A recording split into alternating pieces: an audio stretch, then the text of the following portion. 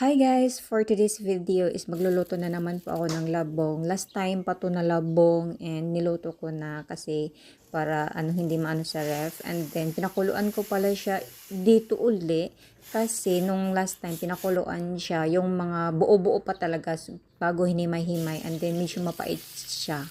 And then para maibsan yung pait, so pinakuluan ko na naman. And nagisa lang ako dito ng karne, then yung luya pala at saka sili din. Ito na, nilagay ko na yung labong.